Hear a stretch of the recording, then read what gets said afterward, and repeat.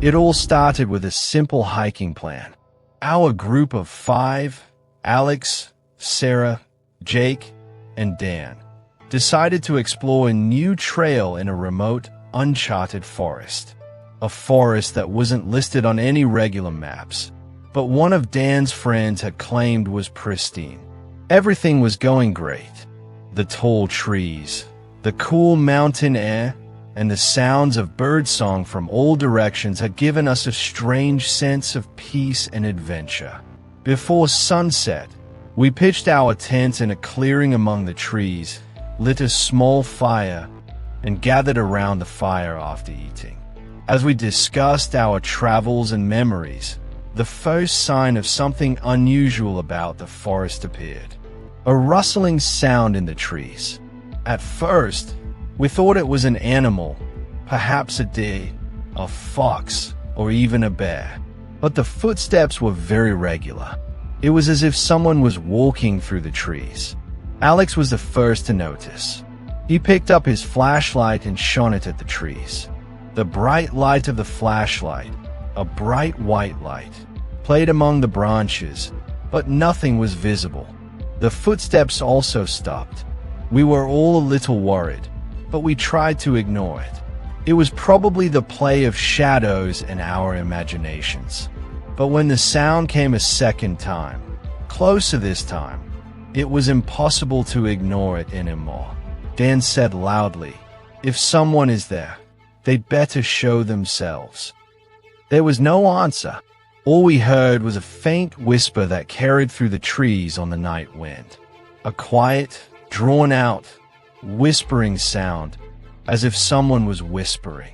Something inside me screamed that this was no place to stay, but pride and logic still wouldn't let us panic. "Maybe there's another traveler who's lost his way," Jake said. But there was no traveler. When we heard the sound for the third time, it was clear that we weren't alone.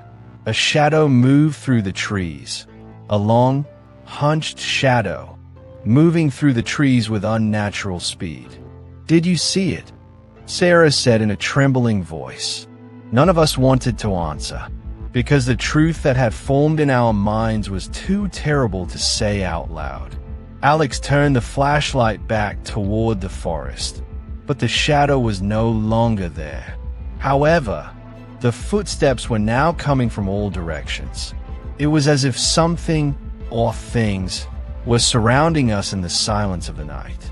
"I'm getting tired of this farce," Dan said angrily and pulled out his hunting knife. But no one knew what they were going to face. The fire was dying down, and the light from our flashlights was the only thing that could break the darkness around us. But then the worst thing that could happen happened. A strong wind blew, extinguishing the flames. We were all plunged into total darkness. Our breath caught in our chests. All I could hear was the shaky breathing of my friends. Then, from somewhere right behind us, came a sound I will never forget. A faint laugh. Not a human laugh. Not natural. What we heard seemed to be an imitation of human laughter. Artificial, drawn out, whispery, like the sound of someone who doesn't know how to laugh but is trying to imitate it. My heart was beating so hard I felt like it was going to burst out of my chest at any moment. Alex was the first to run. Without a word, without a thought, he just ran. Jake and Sarah followed. Dan and I were the last ones still standing. But when the sound came again, closer this time, right next to our ears, we ran too. I don't know how long we ran. Maybe a few minutes, maybe a few hours. The forest was dark, and the trees wrapped around us like living shadows. Finally, as the first signs of dawn appeared in the sky, we finally emerged from the forest. As soon as we reached the main road, the sound stopped. It was as if whatever was chasing us couldn't get beyond the forest's edge. After that night, we never returned to that forest. And when we asked the locals about it later, we heard an answer that shook us to the core. "You were very lucky to get back alive." We asked why. The old man looked at us and said, "It's not a normal forest. There are some places you shouldn't go, because some things are just waiting to find someone like you." From that night on, I never went into unknown forests again. But I still hear that voice in my head some nights, when it's foggy and the wind howls through the trees. That fake, scary laugh.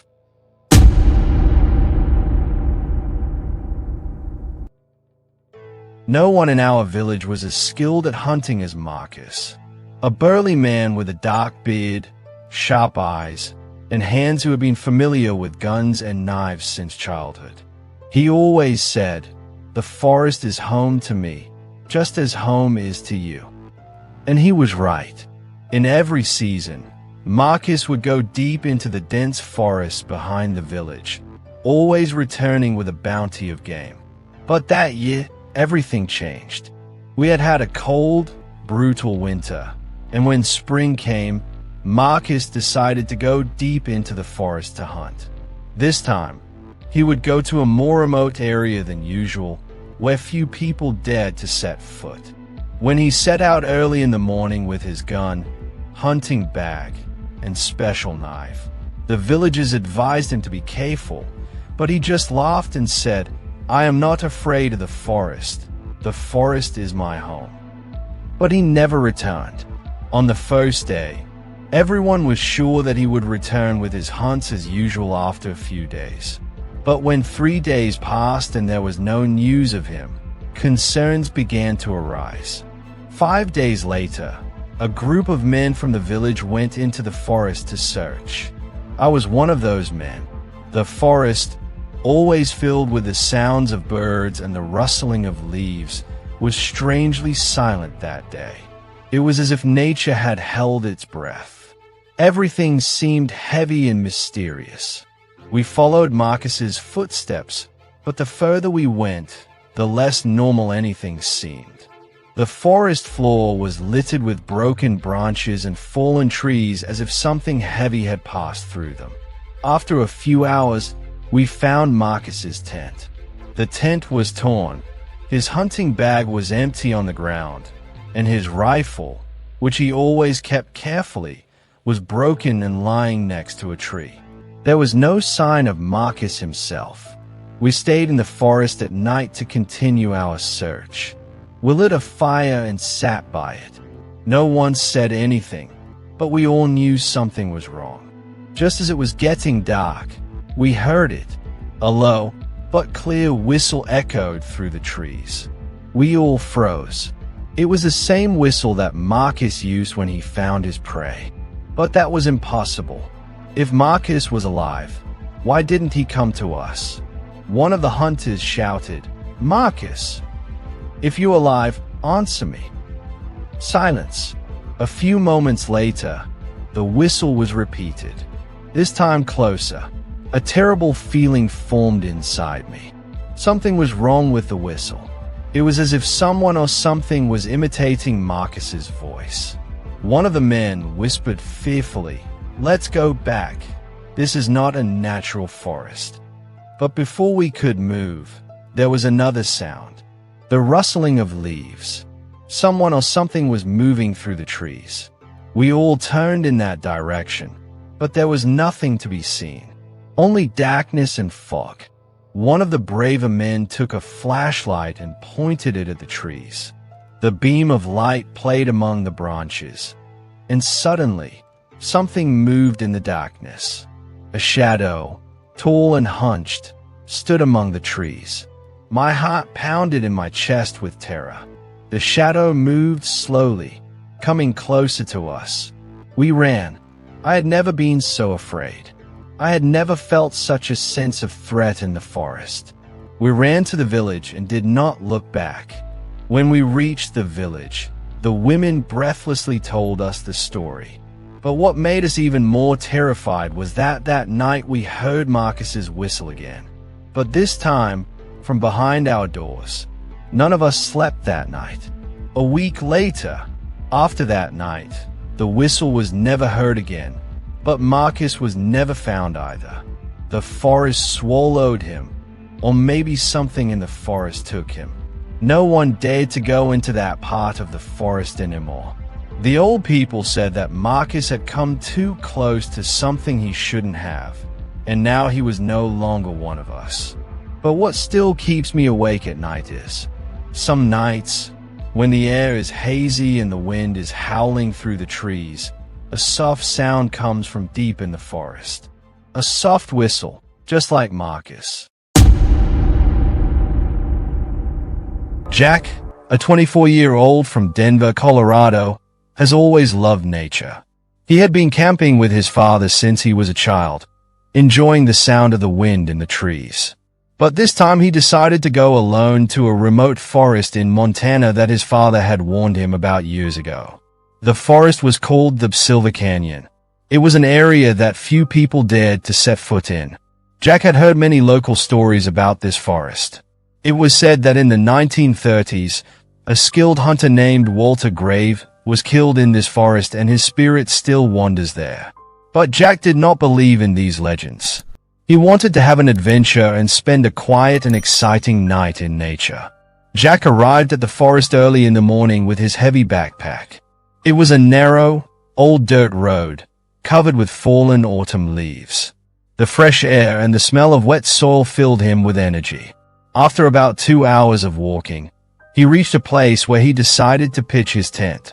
It was near a river, and the trees around it separated him from the rest of the world like a high wall. As the sun began to set, Jack lit a fire and began to prepare dinner. But when night fell, the forest took on a different atmosphere. A strange silence hung in the air. No crickets, no wind, not even the sound of running water. This unnatural silence made Jack feel uneasy.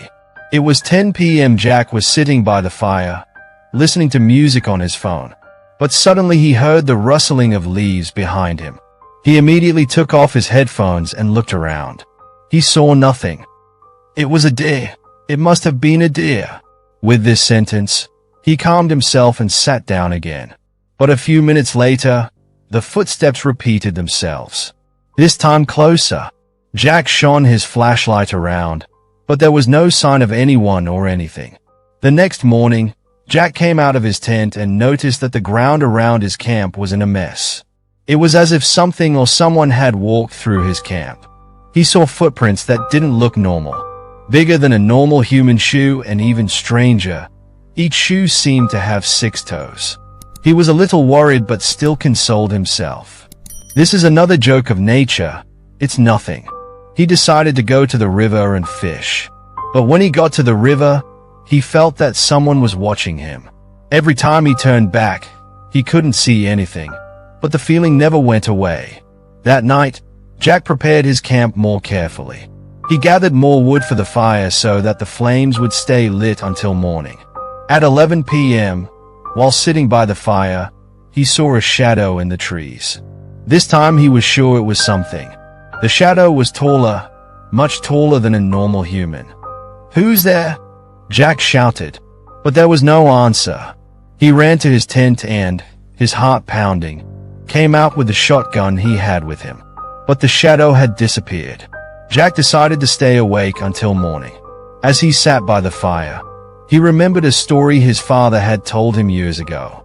Walter Graves was a skilled hunter who was cursed by the locals for his reckless hunting and disrespect for nature.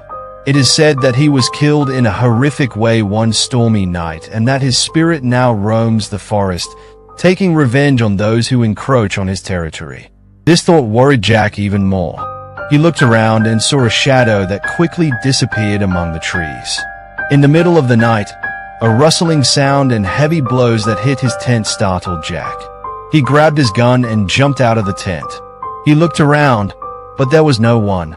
Only trees and a silence that was now more frightening than before. But when he turned around, he saw a mark on his tent. A strange mark was drawn in large scratches. Jack could not stay any longer. He gathered his things and started running into the darkness of the forest. But every time he thought he had gotten away from what was chasing him, he heard the same footsteps and the rustling of leaves again. He barely reached the road, and when he reached his car, he quickly left the forest. When he returned to the city, he told everything to his friends, but no one believed him. A few weeks later, Jack went to a store near the forest. The store owner was an old man who, hearing the name of the forest, said, "My son, you were very lucky to come back alive. This forest is Walter's territory. It always has been." From that day on, Jack never set foot in the forest. But every night, when he closed his eyes, heavy footsteps chasing him in the darkness echoed in his ears.